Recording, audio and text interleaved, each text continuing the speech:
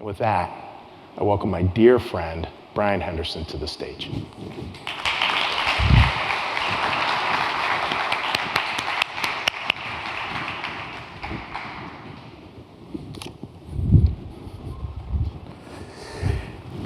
Now, Brian and I were joking around. We had lunch, and Brian said, "Chuck, I could talk for 3 hours." So just make yourselves comfortable, because he's got a great... That's right, you're here for the afternoon. You're here for the afternoon. So, Brian, we have a special friend who wanted to introduce you today. Hi, everyone. The Kennedy family would like to welcome you to New Church Live. Our speaker today has taught us all so much about living life with poise, purpose, and passion. It gives me great pleasure to welcome our good friend, Brian Henderson.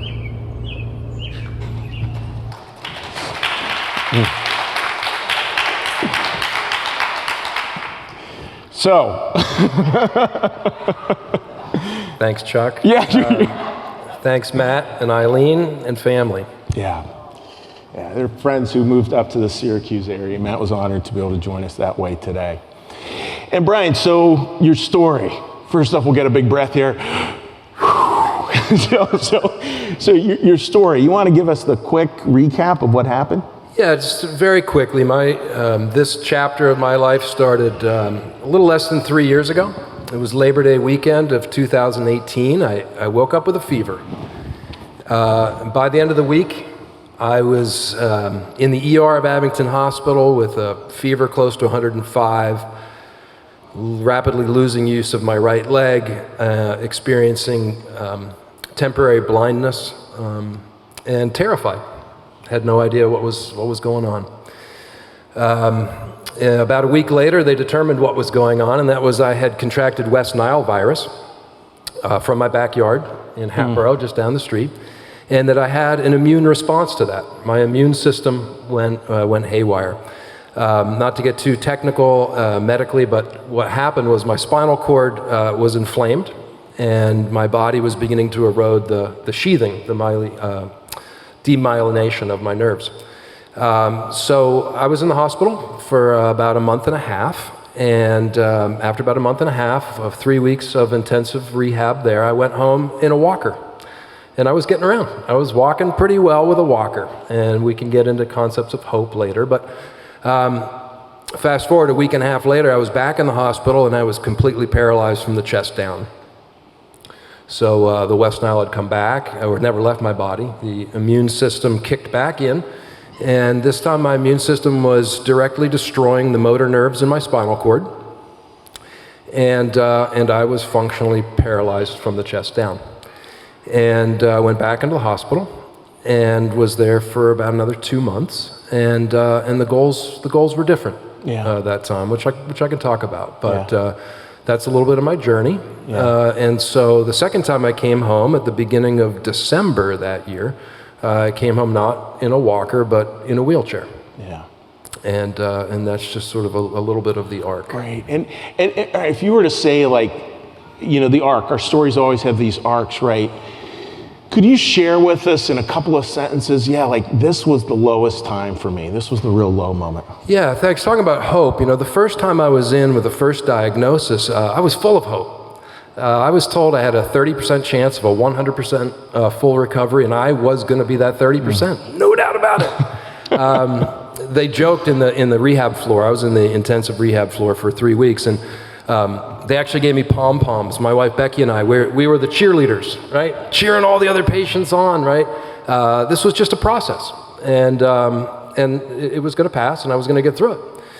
But when I went back the second time, I'm not ashamed to admit I was broken. I had lost that hope.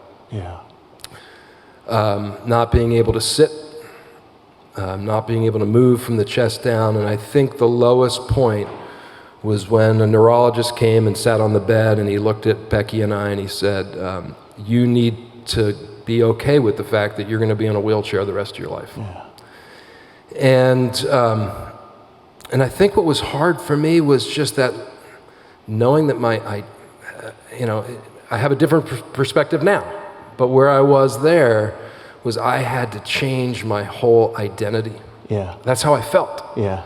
You know, I felt at that point in my life that my identity was through physical activity and thinking, you know, how am I going to get through this if I can't, you know, silly things. But in the moment, you know, if I can't move my daughter home from college, I can't, you know, mow the lawn, I can't help out, I can't do things physically. And Becky would say every day, Brian, you're not your body. You are not your body. And I so desperately wanted to believe that, and I couldn't. I couldn't believe that. And I remember those endless nights staring out the window, just praying, saying, I want to be okay with this. I want to find that hope again. Yeah. And I didn't know how. I couldn't. I couldn't get out of that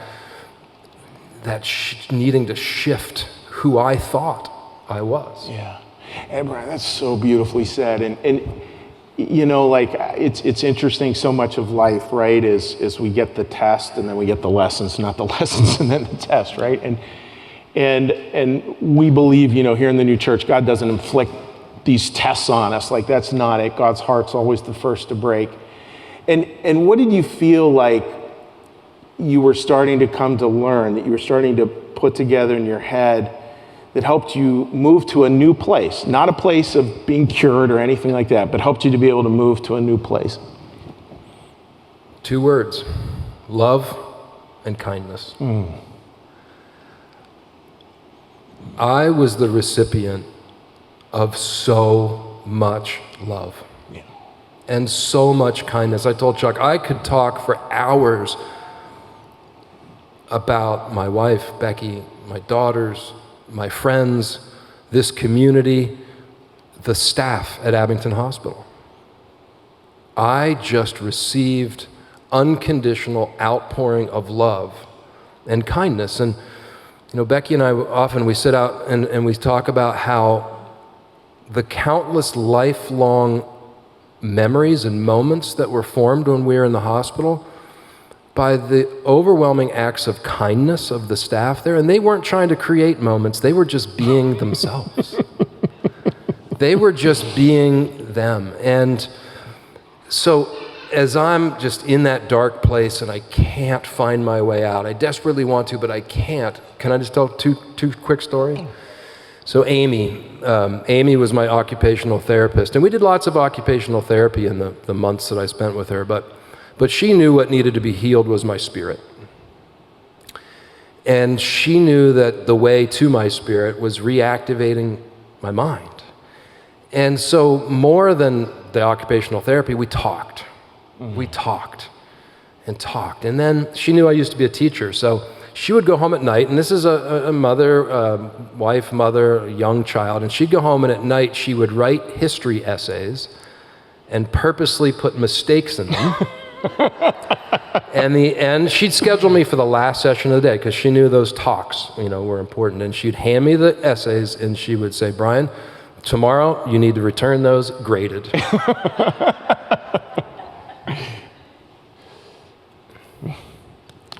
But I need to talk about Maureen.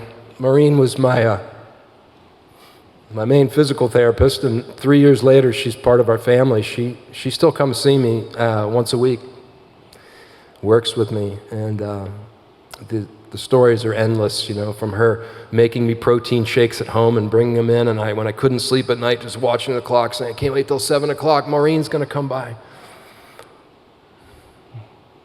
But I remember her saying, Brian, don't listen to anyone in a white coat.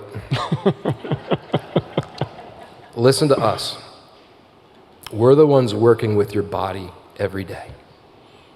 We see hope. But it's not even about that. I'd be in my chair and she'd crouch down in front of me and direct eye contact, and she'd say, Brian, live simply. Every day, live simply. What's really, truly important in your life? That's it. Through the months we spent together, she said, you know, Brian, you need to get that tattooed so you remember, live simply. And you know what?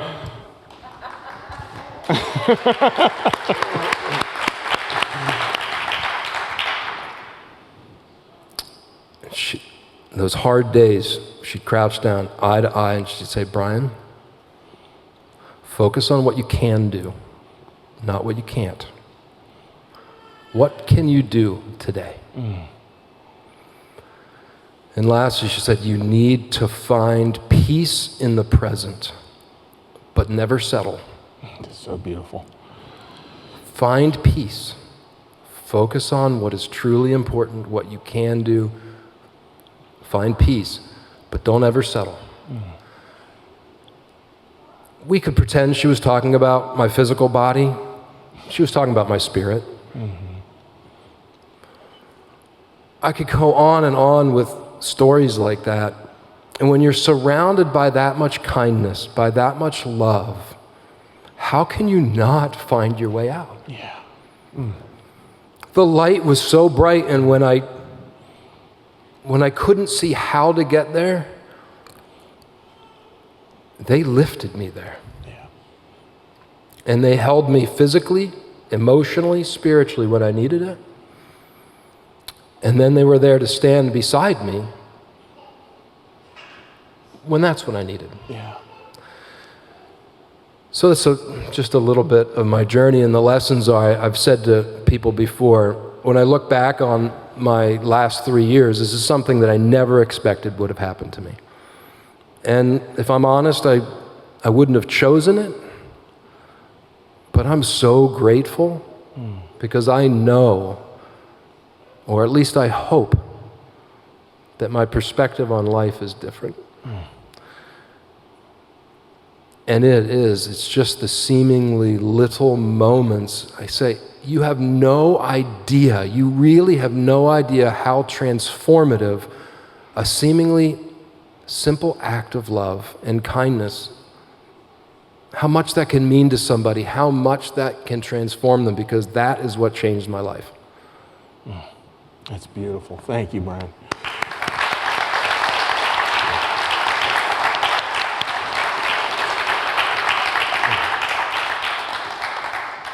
That's beautiful stuff, and I was especially struck. Just one of the lines of New Church theology I love is Emmanuel Swedenborg says, "What else is a life of worship but a life of kindness?" And I thought, that's what God's asking, right? It's what He's asking. He's asking us for that life of kindness. So, with the last thought, right? We got these pictures of all these wonderful people who've helped you. By the way, that just makes me cry looking at that. And what sort of last word would you offer to people? Like this gets broadcast all over, so people will find it. And there's somebody who's going to be tuning in who's feeling hopeless. And again, understanding it's not about finding the answer per se, it's about finding the hope. Just a last word from you. What would you tell them? I would say I had to forgive myself. I still struggle with that. I struggle with how I was when I was in that hard place, and knowing that I wasn't who I wanted to be. And I have to learn to forgive myself. It's not only about being kind to others, you have to start by being kind to yourself and sort of let that go, and to say it's okay to be in that place where you can't feel the hope. Yeah. It's okay, because we're going to be in those moments where we can't feel that or see that, but don't ever give up. Don't settle. Don't give up. And a hard thing for me was accepting help. Yeah. Allowing people, I'm not deserving, I don't deserve this, why me? Why are they being kind to me? You see some of the pictures up here. 1 year after I was hospitalized, Maureen organized a walk, and you saw how many people, friends, family, hospital staff came here, and the goal was walk from the football field to Pinewood Park up Buck Road. And the outpouring of support, allow people to help. Well, tell people how long that walk took you. So from the Osborne Fieldhouse football field up to Pinewood Park, what's that, a mile? I think Leanne, what was it, 2 hours? 2.5 hours? A long time. It was a long time. allow people in, allow people to help. And as we heard in the song, it's about staying humble and kind. And when you get there, don't forget to turn back around. Yeah. Oh, yeah. Don't forget to turn back around and offer your hand to the next person, because we all need that. Yeah. That's all. You got nothing to add. That's beautiful. Thank you, Brian. Appreciate it. Thank you. Thanks, buddy. Beautiful.